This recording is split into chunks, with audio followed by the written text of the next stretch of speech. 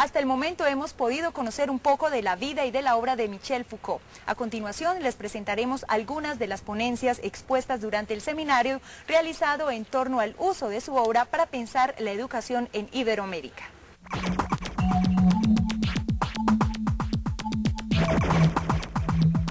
Nosotros trabajamos toda la primera parte del pensamiento de Foucault, el pensamiento arqueológico, e introducimos el pensamiento genealógico en la idea de poder gestar una nueva historia de la educación, pero no pensada desde las ideas, digamos, de la pedagogía, ni desde la idea de las teorías pedagógicas, sino más bien en el orden de las prácticas pedagógicas, tanto en lo que se refiere a las prácticas discursivas como a las prácticas vinculadas con el hacer en los ámbitos escolares. Podemos pensar en el uso que haríamos de los procesos de subjetivación del sí mismo y cómo se constituye el sujeto de la educación.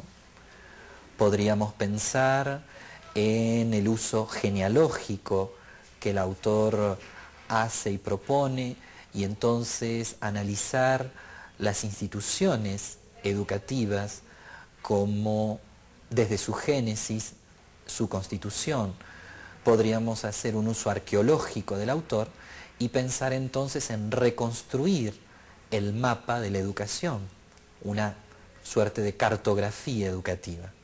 Mi exposición, que tuvo la oportunidad y el honor de hacer como una exposición inaugural de ese encuentro, trató de hacer una recorrida amplia sobre el pensamiento de Foucault y sobre todo acerca de la actualidad del pensamiento de Foucault, de Michel Foucault, para pensarmos las políticas del mundo de hoy, las políticas sociales, las políticas culturales y en nuestro caso las políticas educacionales. Después de ese recorrido me interesó mucho preguntar para nosotros mismos si Foucault permanece todavía vivo entre nosotros y si tenemos algo de importante para construirmos y para proponermos nuevas formas de educación de esa institución que es la escuela moderna.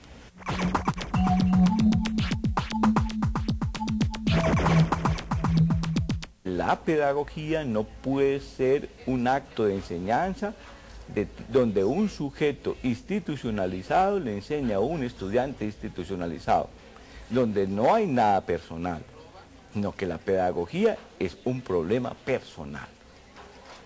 Entonces, como problema personal, ahí es donde el profesor se las va a tener que ver.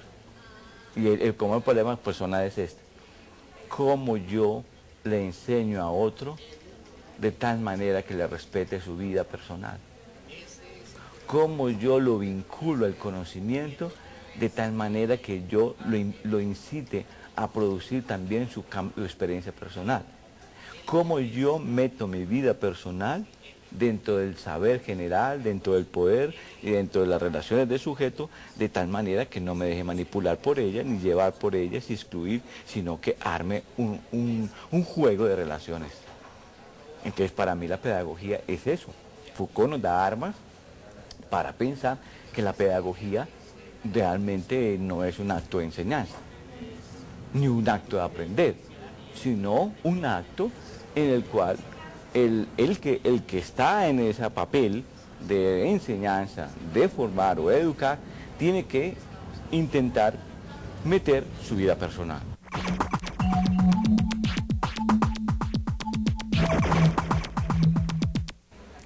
Pensar cómo opera la escuela como espacio de disciplinación, pero a la vez la escuela es también productora de saber.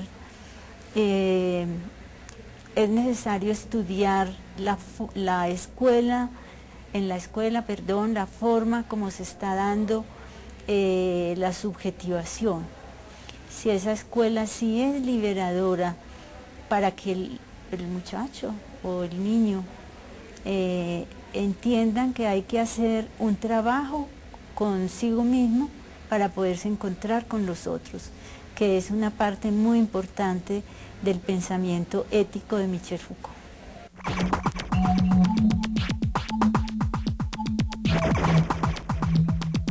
Digamos, miremos el problema del origen de la escuela, no para decir que entonces si la escuela fue una cosa untada pues de tierrita y toda esta cosa pues ahí nació en esa relación, entonces hay que acabar la escuela. No, porque hoy la escuela puede abrir unas posibilidades distintas.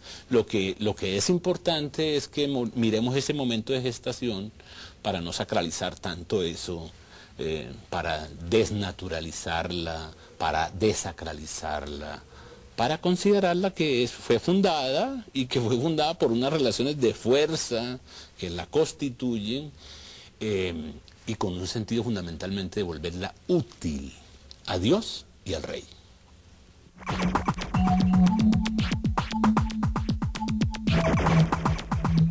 Se puede seguir siendo educador y se puede seguir dando lo mejor de uno, pero en un contexto de reconocimiento de nuestras limitaciones como educadores, que los educadores no vamos a cambiar el mundo, que ni siquiera vamos a poder cambiar nuestro país y que lo que mejor podemos hacer es contribuir a mejorar un poco la situación de la vida de nuestros alumnos. Eso no quiere decir que los educadores no nos tenemos que comprometer, que no tenemos que participar, que tenemos que hacer política, que tenemos que cambiar nuestras realidades latinoamericanas, pero desde el lugar de la humildad, desde el lugar de la pasión por la humildad y no desde un lugar omnipotente que siempre o que históricamente hemos tenido, esos educadores utópicos que pensaban que la práctica educativa cambiaba la sociedad. Lamentablemente esto no es posible.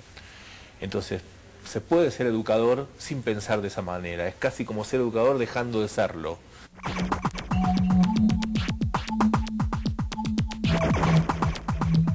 Foucault reconsideró el tema de la disciplina social. Él tiene un libro muy importante, Vigilar y Castigar, en donde demuestra que ha habido por parte de los estados occidentales a partir del siglo XVII una serie de actos de disciplinamiento sobre los cuerpos de las personas, sobre los cuerpos de las clases bajas, entre ellos a través de la escuela.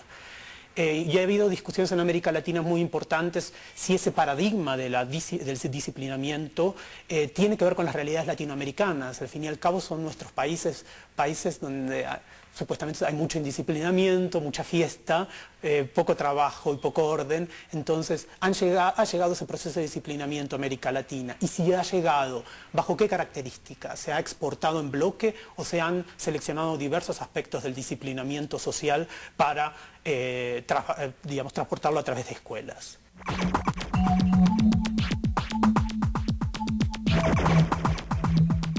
Creo que Foucault nos dio herramientas para entender cómo era posible tener una posición progresista en educación, pero que a la vez era contradictoria con los intereses de las grandes mayorías de la población. Y creo que esa es una contradicción, mayorías, clases populares y escuela en América Latina, que es central para nuestros países. Y con las herramientas conceptuales de Foucault podemos entender más las contradicciones del pensamiento liberal y del pensamiento conservador que tanto han influido en nuestros países. Tomamos cosas de Foucault, incluso a veces para estar en contra de Foucault. Y creo que en América Latina se ha avanzado mucho respecto a eso. Yo no te podría decir si eso mejora o no mejora la educación.